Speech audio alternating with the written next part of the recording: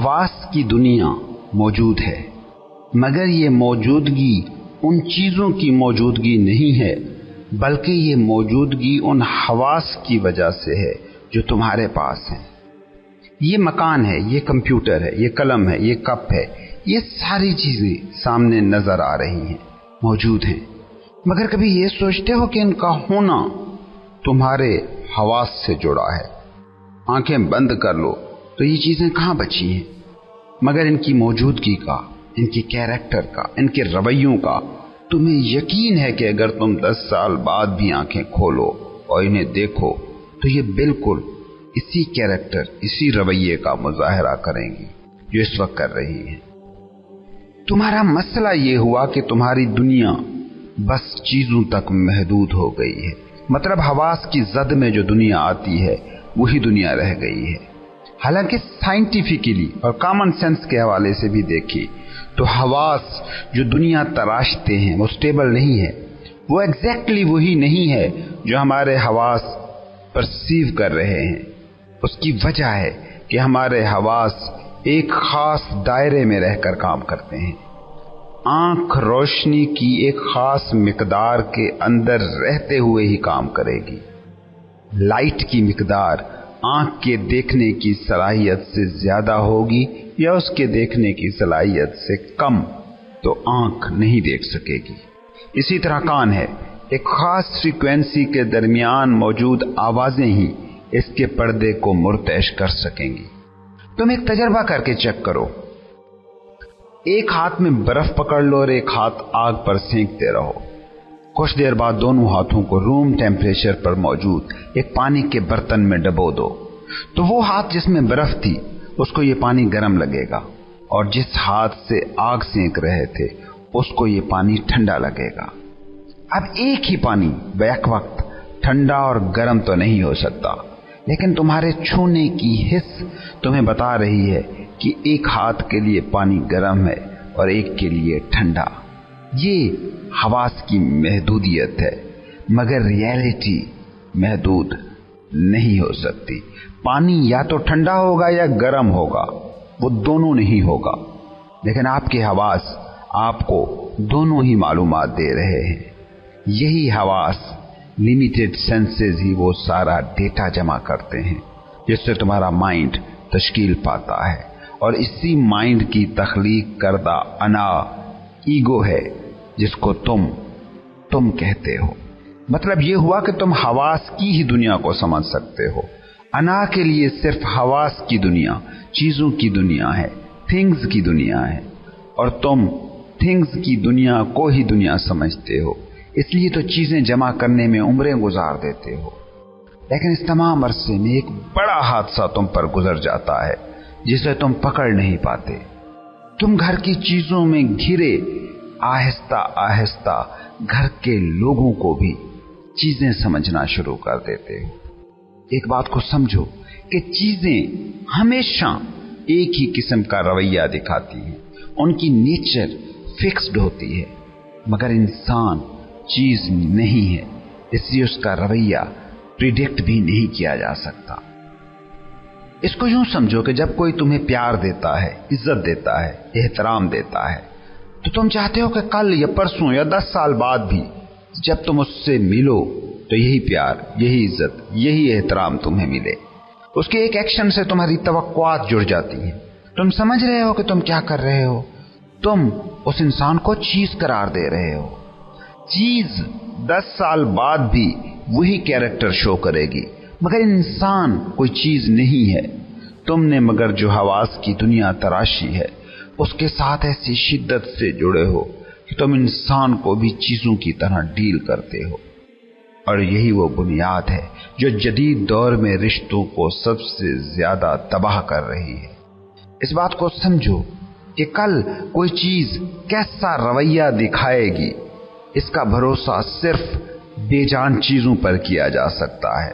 تم نے کل جس جگہ کرسی رکھی تھی، آج یا آج سے 10 سال بعد بھی وہ کرسی تمہیں وہی مل سکتی ہے۔ اس کی ایگزسٹنس پریڈکٹیبل ہے، ریلائبل ہے، لیکن جس سے آج پیار ملا ہے، جس سے آج عزت ملی ہے، اس سے کل بھی ویسی ہی عزت، ویسا ہی پیار ملے گا، یہ بات پکی نہیں ہو سکتی۔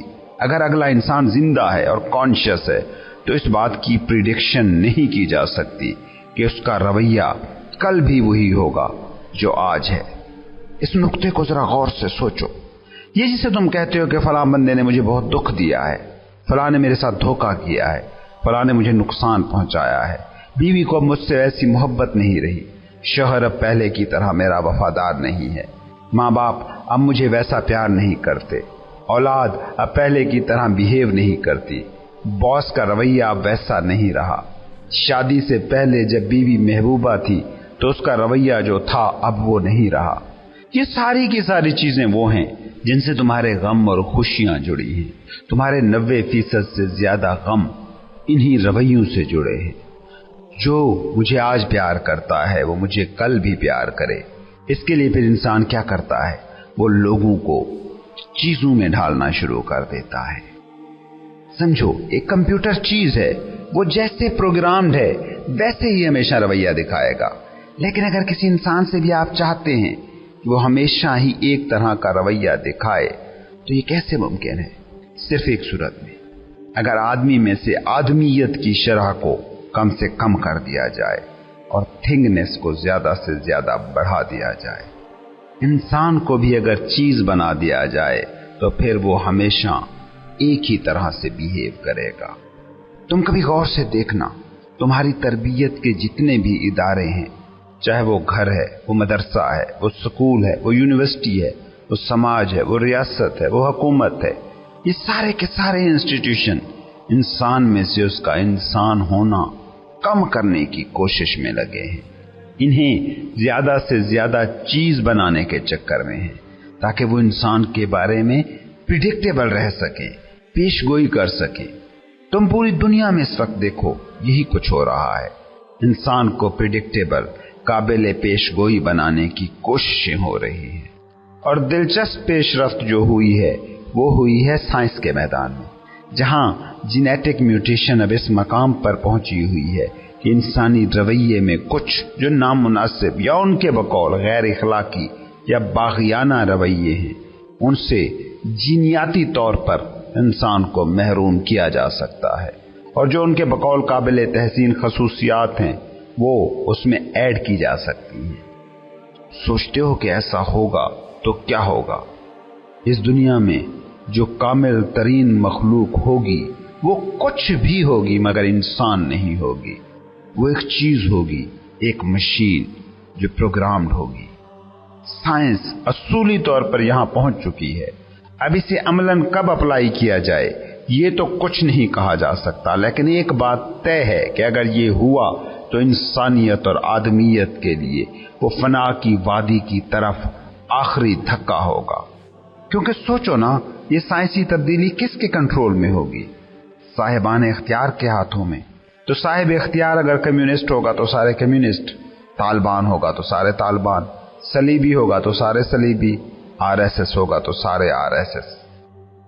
یہ تو خیر اب ہوتا ہے کہ کب ہوتا ہے، لیکن یہ کام ایکچولی انسان صدیوں سے کر رہا ہے۔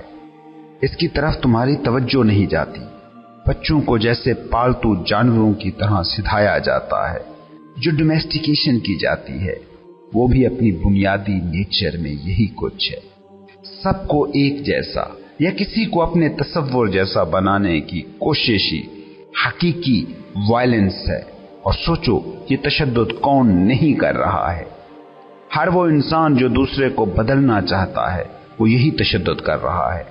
یہ انسان چاہ رہا ہے کہ اگلا انسان انسان ہونے کے رویے کا مظاہرہ نہ کرے، چیز ہونے کا کیریکٹر شو کرے۔ یہ دو طرفہ ظلم ہے، جو ظلم کرنے والے کو بھی اتنا ہی دکھ دیتا ہے جتنا ظلم سہنے والے کو۔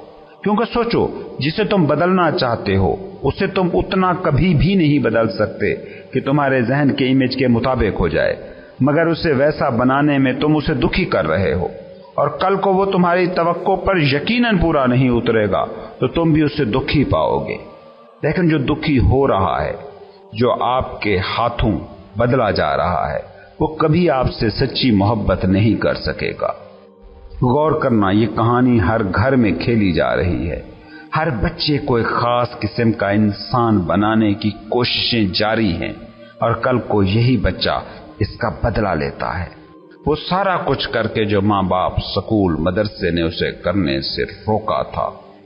یہ ڈومیسٹیکیشن کا سب سے زہریلا پہلو ہے جس سے ہمارے معاشرے اس وقت دکھ اٹھا رہے ہیں۔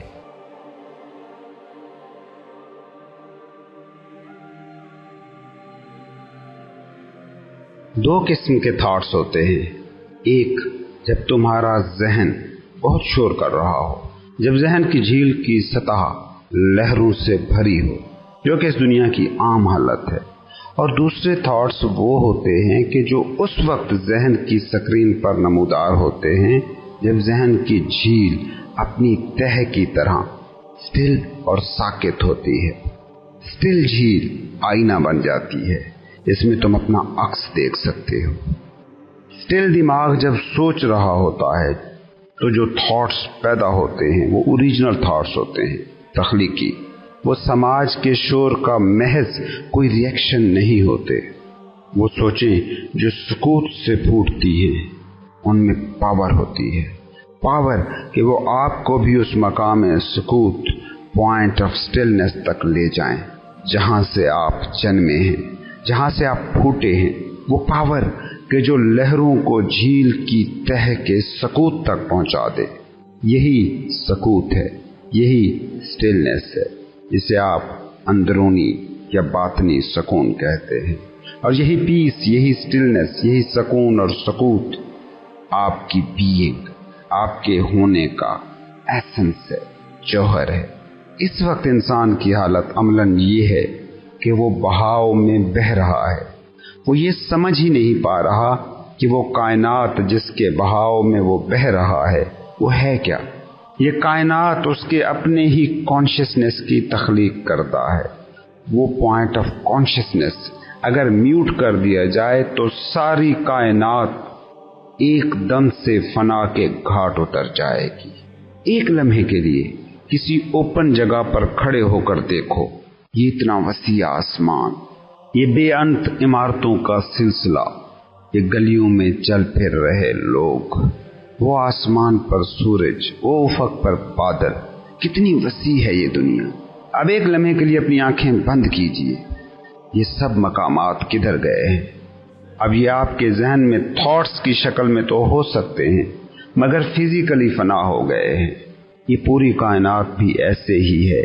اسے تمہارے اندر ایک مقام ہے، مقام آگہی، پوائنٹ آف اویئرنس، مقام شعور، پوائنٹ آف کانشیسنس جو تخلیق کر رہا ہے۔ یہ مقام شعور اپنی آنکھیں بند کر لے تو کچھ بھی باقی نہ بچے گا۔ کبھی آپ کو بے ہوش ہونے، انکانشیس ہونے کا اگر تجربہ ہوا ہو تو آپ اس بات کو آسانی سے سمجھ سکتے ہیں۔ یہ جو دنیا موجود ہے اس کی وجہ یہ ہے کہ تمہارے اندر وہ پوائنٹ موجود ہے جس نے یہ ساری کائنات تخلیق کی ہے۔ مگر انسان کی بے بسی دیکھیے کہ وہ اپنی ہی تخلیق کردہ کائنات کے سامنے بے بس ہو گیا ہے۔ اس بے بسی کے احساس سے نجات کی راہ ایک ہی ہے، اپنے آپ سے رابطہ، اپنے آپ کو جاننا، اور اپنے آپ سے رابطے کا ایک ہی طریقہ ہے جسے مذہب عبادت کہتا ہے، صوفی مراقبہ، اور جدید دنیا جسے میڈیٹیشن کہتی ہے۔ جب انسان کا انر سٹلنس سے، باطنی سکوت سے رابطہ کٹتا ہے تو سمجھیے کہ خود سے اس کا رابطہ کٹ چکا ہے، اور خود سے کٹنے کا مطلب یہ ہے کہ اب آپ کائنات کی دیگر فورسز کے آسرے پر ہیں، ایک بے سہارا تنکے کی طرح، لہریں جسے جس سمت لے جائیں لے جائیں۔ ہر ایک انسان کی اتھاہ گہرائی میں اس کا احساس ذات موجود ہے، بس وہ ان پردوں کے نیچے دب گیا ہے جو ذہن نے، جو ایگو نے تراشے ہیں۔ وہ سینس آف سیلف ہی آپ کے اندر موجود سٹلنس ہے۔ یہ سٹلنس کا احساس، آئی ایمنس کا یہ غیر مادی نا آشکارا احساس، اس نام، اس فارم سے کہیں گہرا، کہیں پائیدار اور ابدی و ازلی نیچر کا ہے، جس نام اور شکل سے، نیم اور فارم سے آپ جڑ گئے ہیں۔ یاد رکھو، سکوت تمہاری بنیادی فطرت ہے۔ اور سکوت کیا ہے؟ وہ انر سپیس، وہ باطنی گنجائش، یا کہہ لیں وہ آگہی، وہ اویئرنس جس میں یہ لفظ اس وقت اسکرین پر ابھر رہے ہیں، جنہیں تم دیکھ رہے ہو، جنہیں تم پرسیو کر رہے ہو، اور جو تمہارے ذہن میں جا کر تھاٹس بن رہے ہیں۔ اس اویئرنس، اس آگہی کے بغیر کوئی پرسیپشن ہے نہ خیالات کی یہ دنیا۔ تم یہی آگہی ہو، تم یہی اویئرنس ہو، بس شخص ہونے، پرسن ہونے کا ایک بھیس ہے، ایک روپ ہے جو تم نے دھارا ہوا ہے۔ انسان کی بنیادی فطرت جھیل کی گہرائی جیسی ہے جو ساکت ہوتی ہے، چاہے جھیل کی سطح پر جتنی بھی اونچی اونچی لہریں اٹھ رہی ہوں، جھیل کا باطن ہمیشہ سٹل ہوتا ہے۔ تمہارے اندر یہ سٹلنس موجود ہے، بس تم اسے دیکھ نہیں پا رہے ہو۔ یہ سٹلنس، یہ سکوت بنیادی طور پر کیا ہے؟ یہ سکوت وہ پوائنٹ آف کانشسنس ہے، وہ اویئرنس ہے جو اس وقت ان لفظوں کو پرسیو کر رہا ہے۔ تمہارے اندر یہ جو پرسیپشن کا پوائنٹ ہے، یہی سٹلنس ہے، یہی حقیقی تم ہو، یہی پرسیپشن ہے کہ جو تمہارے دماغ میں خیالات کو تخلیق کر رہی ہے۔ اگر یہ اویئرنس، یہ آگہی، یہ سکوت، یہ مقام ادراک تم میں نہ ہوتا تو نہ تم کسی چیز کو پرسیو کر پاتے، نہ ان پرسیپشن سے خیالات بنتے، نہ وہ دنیا ہوتی جو تمہارے دماغ کی تراشیدہ ہے۔ اس لیے تمہاری بنیادی ترین حقیقت وہ نہیں جو تم سوچتے ہو، تمہاری حقیقت وہ مقام ہے جہاں سے دماغ کو سوچوں کی سپلائی ہوتی ہے، اور اس مقام ادراک کو، پوائنٹ آف پرسیپشن کو آپ کہہ سکتے ہو اویئرنس۔ تم جسم نہیں، تم دماغ نہیں، تم آگہی ہو، تم شعور ہو، وہ آگہی، وہ شعور جس کی کوئی شکل نہیں، جس کا کوئی نام نہیں، اور یہ آگہی سٹلنس ہے۔ سوچیں وہ جھیل، اس کی تہ نہ ہوتی، وہ میڈیم، وہ پانی نہ ہوتا تو یہ تمہیں بظاہر نظر آ رہی لہریں کہاں سے بنتی؟ تمہارے تھاٹس تمہیں نظر آتے ہیں کیونکہ تمہاری نظر جھیل کی سطح پر ہے، مگر وہ جو تہ تمہیں نظر نہیں آ رہی وہ نہ ہوتی تو یہ لہریں بھی نہ ہوتی۔ تمہاری باہری دنیا کا جو شور ہے یہ نتیجہ ہے اور مساوی ہے اس شور کے جو تمہاری سوچ کی اندرونی دنیا میں ہے، اور جو تمہاری باہری حالت میں خاموشی ہے وہ تمہارے باطن میں اپنے ہی مساوی سکوت اور سٹلنس پیدا کرتی ہے۔ جب بھی کسی وقت اپنے ارد گرد خاموشی کو پاؤ، اس کو غور سے سنو۔ سننے سے میری مراد یہ ہے اس کا نوٹس لو، اس کو توجہ دو، اس پر فوکس کرو۔ یاد رہے کہ جب تم خاموشی کو سنتے ہو تو اس سے تمہارے اندر سکوت کی ایک نئی سمت، نئی ڈائریکشن کھلتی ہے، کیونکہ خاموشی کو ایک ہی حالت سن سکتی ہے، آپ کی وہ حالت جس میں آپ بالکل ساکت ہوں، سٹل ہوں۔ یہ دھیان رکھیں کہ جس لمحے آپ اپنے ارد گرد موجود خاموشی کو سن رہے ہوں اس وقت آپ سوچ نہ رہے ہوں، تھاٹ پروسیس نہ ہو رہا ہو، یعنی آپ خاموشی سے آگاہ رہیں، اویئر رہیں، مگر تھنکنگ کے بغیر، سوچوں کے بغیر۔ اگر تمہاری باہری دنیا میں شور ہے تو اس کو یہ نہ سمجھو کہ شور باہری دنیا کا کوئی فینومینن ہے، یہ شور مساوی ہے اور نتیجہ ہے اس شور کا جو تمہارے ذہن میں برپا ہے۔ بالکل اسی طرح اگر تم باہری دنیا میں خاموشی کریٹ کر سکو، جیسے مراقبہ اور میڈیٹیشن، تو اس سے تمہارے اندر کی دنیا میں بھی ایک سکوت اور سکون کی کیفیت پیدا ہوگی، وہ کیفیت کہ جو تمہارے ریئل سیلف سے تمہیں قریب ترین لے جائے گی۔ اگر کسی وقت خاموشی کو دیکھو تو اس کو جیو، اس کو پیو، اس کو غور سے سنو۔ اس کا مطلب یہ نہیں کہ اس پر سوچو، بس اس پر فوکس کرو، اس کو فیل کرو۔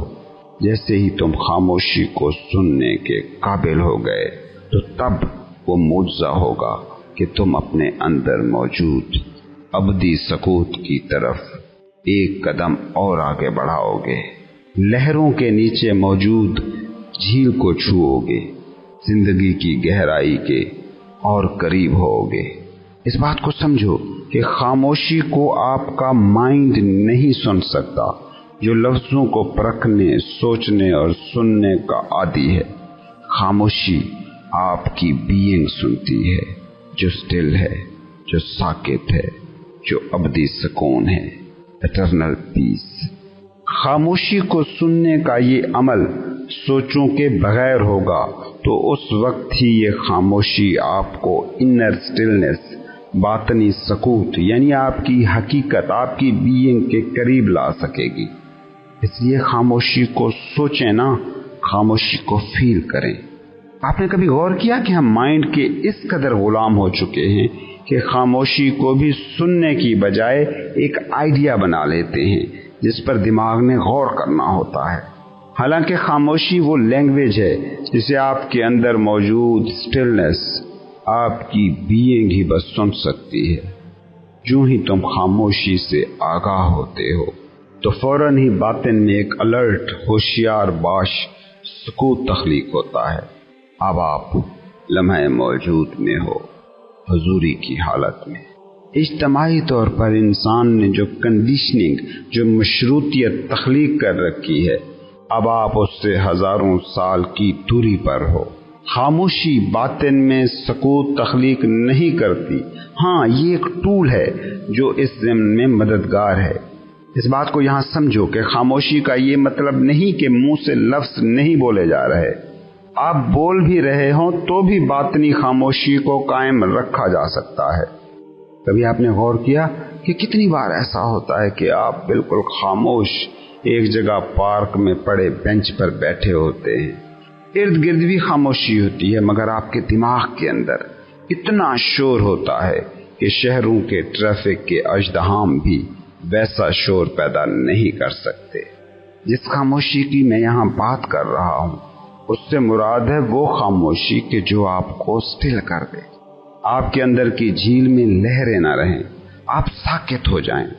झील जब लहरों से आज़ाद हो जाती है तो वो ऐसा शफाफ आईना बन जाती है कि जिसमें आप अपना आप भी देख सकते हैं।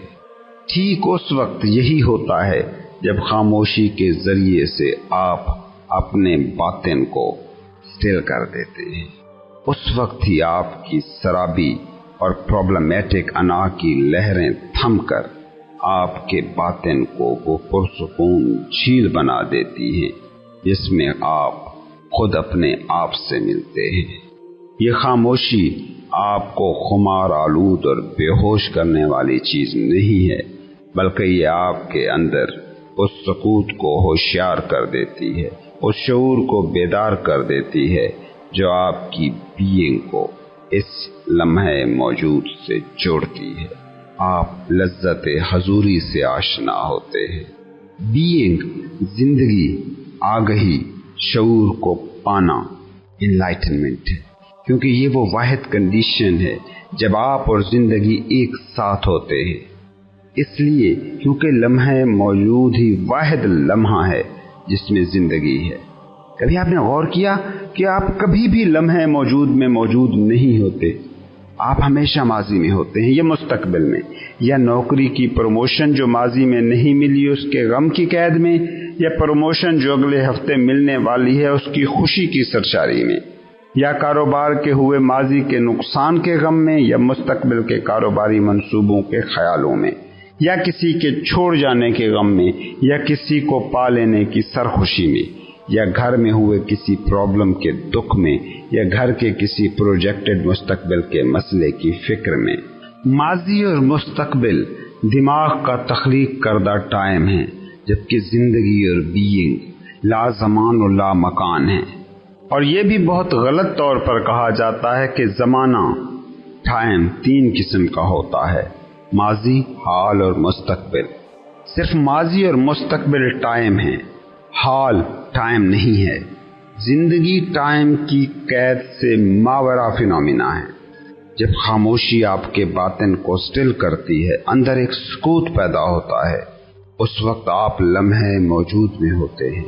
और जैसे ही आप मौजूदा लम्हे में पहुंचते हैं तो दिमाग की वो कंडीशनिंग टूट जाती है जो मेमोरी ने माजी और मुस्तकबिल से जोड़कर तख्लीक कर रखी होती है।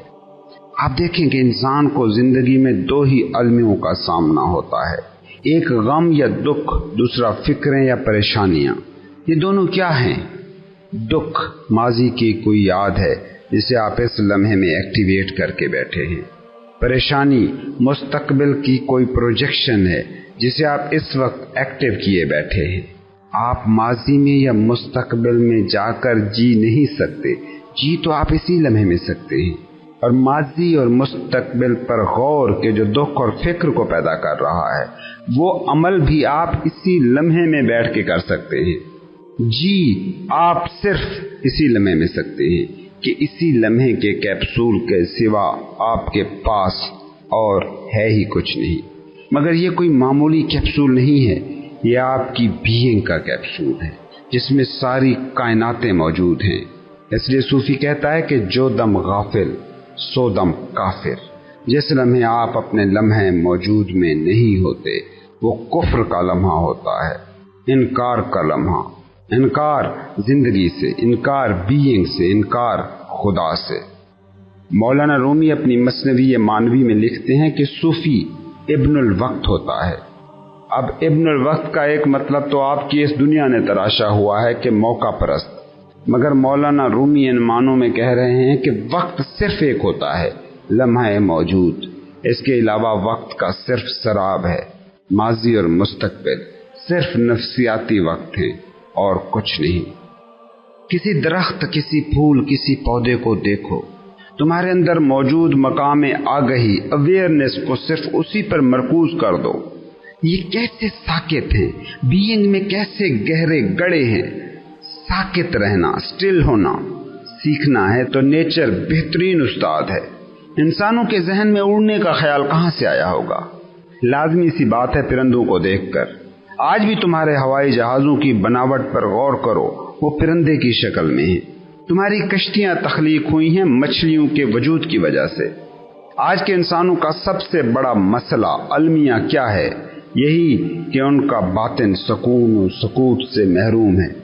انسان کی آج کی نسل کامیابیوں اور تکلفات اور ایجاد و دریافت اور لگژریز کے حوالے سے شاید کائنات کی سب سے سکھی نسل ہے، مگر کیا واقعی آج کا انسان سکھی ہے؟ دکھ تخلیق کرنے کا ایک ہی ٹول ہے، ایک ہی آلہ ہے، اور اس کا نام ہے مائنڈ، تمہارا ذہن۔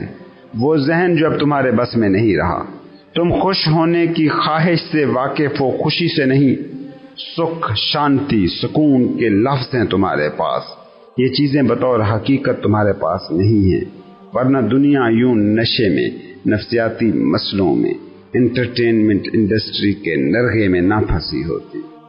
تم نے نیچر سے وہ تو سب سیکھا کہ جو تمہارے مائنڈ کی ضرورت تھی، وہ کچھ بھی نہ سیکھا جو تمہاری بینگ کی ضرورت تھی۔ اگر باطن کی دنیا میں شانتی چاہیے اور گرو ڈھونڈ رہے ہو تو کہیں اور نہ جاؤ، نیچر کو دیکھو۔ نیچر سب سے بڑا گرو ہے۔ کبھی خاموشی سے بیٹھ کر کسی درخت کو، کسی پھول کو، کسی پرندے کو دیکھو، بغیر کسی تھاٹ کے، بس دیکھو، اور تم دیکھو گے کہ وہ کتنے سٹل ہیں، کتنے ساکت۔